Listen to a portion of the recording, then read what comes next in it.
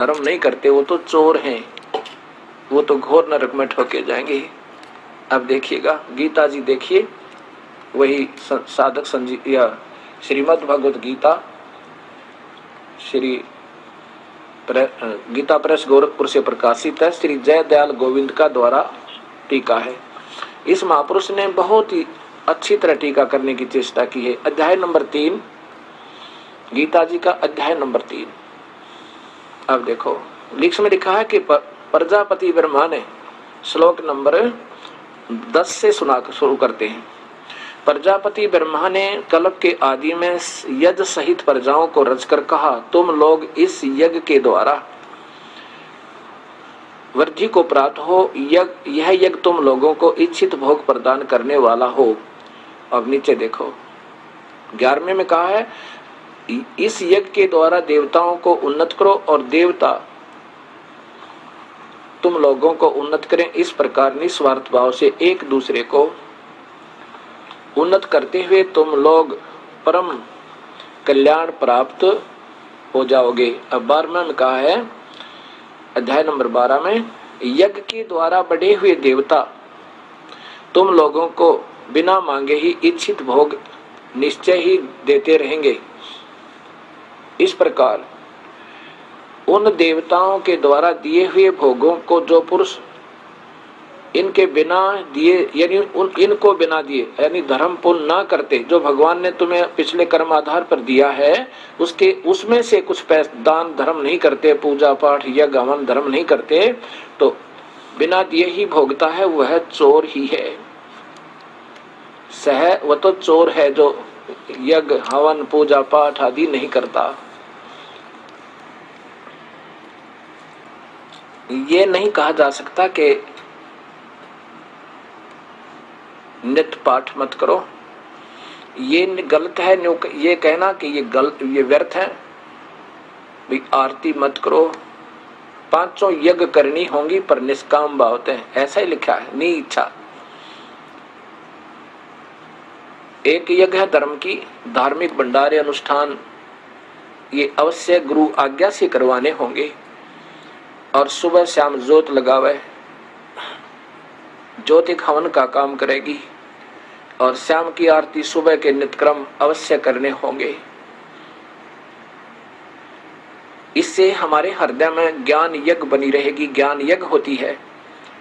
और ज्योत जो है, ज्योति जो जगाते हैं, ये कहते हैं अंदर की ज्योति जगाओ बाहर की ज्योति नहीं, ना तो अंदर की जगह इनकी, क्योंकि नाम गलत गीता के विरुद्ध। और बाहर जो धर्म से पुण्य होना था, जो लाभ होना था, वो बंद करवा दिया। ऐसे ही धन धन सतगुरु, ऐसे ही राधा स्वामी पंथ में कहते हैं ज्योति मत लगाओ, ना कोई धर्म पुण्य करना, तुम्हें भोगना पड़ेगा। अब ये अधूरे सधूरे मार्गदर्शन करके इन भोली आत्माओं को ऐसे भ्रमित कर दिया। हमने गीता में जो लिखा है वो तो करना ही करना है। हम भी उसको कहते हैं कैसे कि जैसे गीता में लिखा है कि तुम मेरा पाठ कर अर्जुन, गीता का नित्य पाठ करता रहे तो मुझे ही प्राप्त होगा निसंदेह, कोई शक नहीं, इसमें कोई शक नहीं। केवल एक पाठ्यक्रम करते रहने से और सही नाम ना मिलने से आंशिक लाभ है, पूर्ण नहीं। यही कहना चाहे भगवान ने।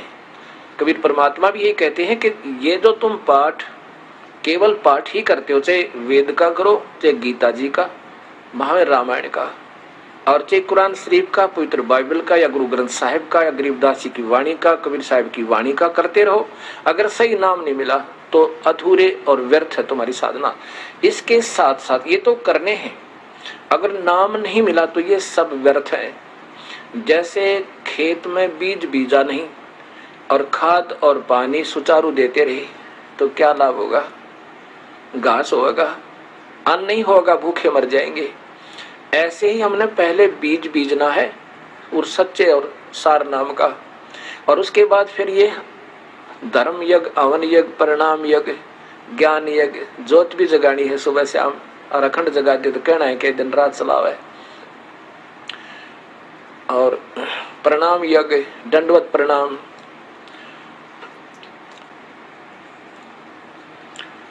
मूर्ति अवश्य रखनी अपने घर पे, मूर्ति की पूजा नहीं सत्कार करना है।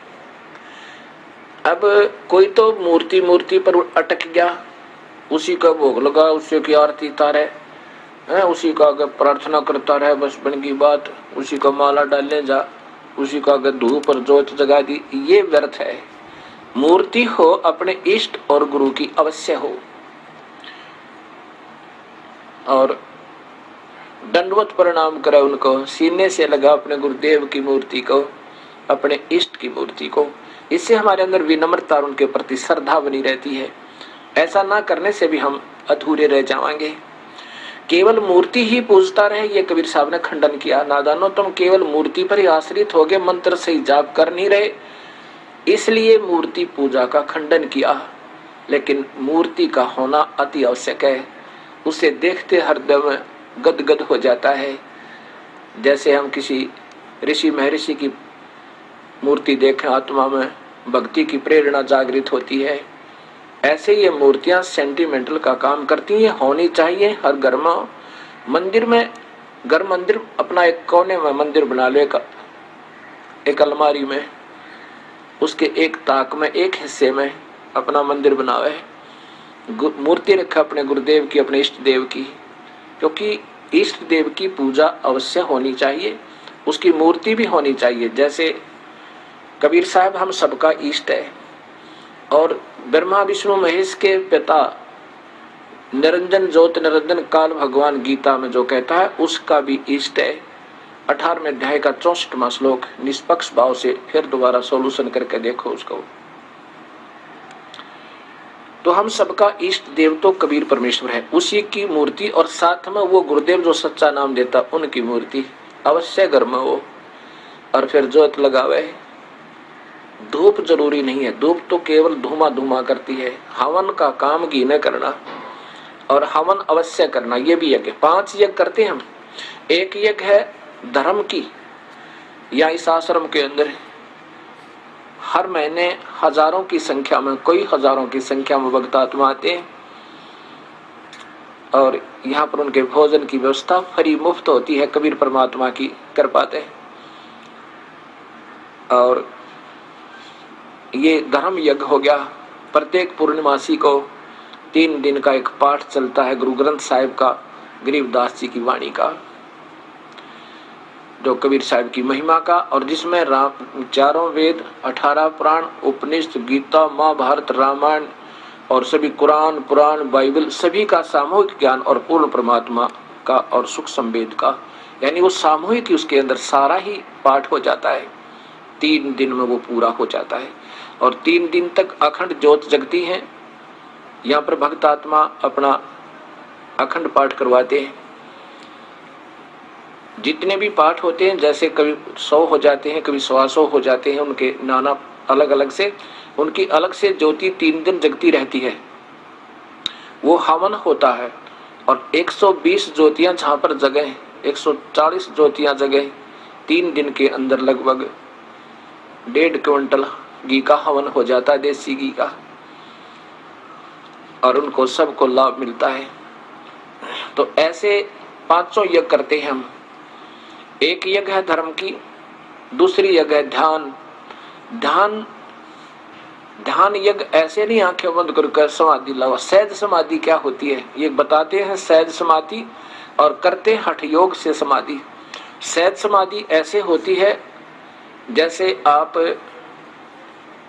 कहीं बाहर चले जाओ और जा चुके हो 1000 किलोमीटर, तब आपको याद आए कि मैंने 50,000 रुपये लोन लिया था और अलमारी में रख दिया तिजोरी में, और चलती दफा किराया जब निकालने लगा और अलमारी खुली छोड़ा, और फिर आप अपने जिस काम पर पहुंच चुके हो वहां से वापस जब तक नहीं आओगे, 1 दिन में, 2 दिन में, 4 दिन में, तब तक आपका ध्यान अलमारी से नहीं हट सकता है। परमात्मा, कहीं बच्चे बाहर चले जावें, कोई चोर ना घुस जावे, किसी बच्चे का हाथ लग जाए वो खराब ना कर दे, मुश्किल से गरीब आदमी ने लोन लिया है, कर्ज लिया है, आप वहां काम भी करते रहोगे, रिश्तेदारों से बात भी करते रहोगे, लेकिन आपका ध्यान वहां से हट नहीं सकता। पल पल में आवेगा, आँखों से पानी आने को हो जाएगा, दिल में कसक सी होगी, हे परमात्मा क्या होगा, हे दाता ठीक ठाक पावे। ये सहज समाधि है। हम आपको इतना योग्य कर देंगे, उस परम पिता के गुणों से परिचित करवा देंगे। कबीर परमात्मा कहता है आपकी सहज समाधि हटे नहीं माते। ये ध्यान है, ये ध्यान यज्ञ है, ये सहज समाधि कहलाती है। हठ योग करना ये समाधि नहीं है, ये तो हठ योग है, और ये गीता में मना किया हुआ है। अभी दिखाऊंगा आपको। एक यज्ञ है धर्म की, और दूसरी यज्ञ है ध्यान, तीसरी यज्ञ हवन की। एक ज्योत जलाते हम और सभी से प्रार्थना करते, अपने अपने घरों में एक अलमारी बनाओ, उसका एक हिस्सा बनाओ, उसको बिल्कुल वहां कोई कपड़ा उपड़ा ना रखे, कहीं ज्योति से आग ना लग जाए, उसमें कोई ऐसी वस्तु ना हो, केवल फोटो भी उससे ऊपर वाले ताक में हो, अपने कबीर परमेश्वर के, साथ में गुरुदेव के। और सुबह शाम अवश्य अच्छा घी डाल के, 100 ग्राम तक कम नहीं डाला है, और ज्यादा डाल देता, जितना भी आप बीजोगे आप ही को देगा भगवान। ये तो आपकी आउटपुट है, जितना डालोगे उतनी आपको आउटपुट ज्यादा होकर मिलती है। ये हवन, तीसरी यज्ञ हवन की, और चौथी यज्ञ प्रणाम। गुरुदेव को दंडवत प्रणाम करे, और मूर्ति को सुबह उठते ही, मैं तो अपना भाव बताता हूँ, अपने गुरुदेव की, अपने इष्ट देव की मूर्ति जब दिखे, अपने आप नतमस्तक सिर हो जाता है, डटा नहीं जाता, और ऐसे दंडवत प्रणाम करता हूँ। ये पूजा नहीं होती। और यही हम, क्योंकि हम समझ नहीं पाते सतमार्ग को, तब तक हम एक को रिजेक्ट कर देते हैं। वो तो मूर्ति पूजा करते हैं, वो तो ऐसा करते हैं। पूजा क्या होती है? सत्कार कोई और चीज होता है, पूजा कोई और चीज होती है। पूजा जैसे पतिव्रता अपने पति की पूजा करती है, आदर सत्कार सबका करती है। और पतिव्रता पत्नी का पति विदेश चला जाए तो फोटो से वो कितना प्यार करती है, उसकी आस्था रह रहकर उमंग बढ़ती रहती है, उसके गुणों की याद आती रहती है। ऐसे ही हमने मूर्ति अवश्य रखना चाहिए, लेकिन पूजा नहीं, सत्कार करे, अवश्य करे। और पांचवी यज्ञ है ज्ञान की। ज्ञान क्या होता है? सुबह हम 1.25 घंटा लगता है लगभग, सुबह के नित्यनेम गरीबदास जी कबीर साहब की वाणी के आधार पर करते हैं। ये तो देखो प्रमाणित शास्त्र है, चाहे गीता का पाठ कर लो, और वहां में गुरु ग्रंथ साहिब का पाठ कर लो, और चाहे कुरान का करो, बाइबल का करो। और ये ज्ञान यज्ञ कहलाती है, जिसका गीता जी में कहा कि तू मेरा पाठ करता रहेगा, गीता जी का पाठ करता रहेगा अर्जुन, तो तू मुझे ही मिलेगा। क्योंकि काल के जाल में रहेगा, केवल पाठ करेगा तो, और सही नाम मिल के साथ भी करेगा, सही संत से नाम लेकर, ओम नाम का भी अगर जाप करना है तो पूरे संत लेकर, इन और नामों का नहीं। कबीर साहब कहते हैं कोटि नाम संसार में उनते मुक्ति ना हो, वो तो करोड़ नाम है, उनते मुक्ति नहीं होगी। और सार शब्द मुक्ति का दाता जाकू जानना कोई। अब ये ऐसा विवरण होता है इसका। अब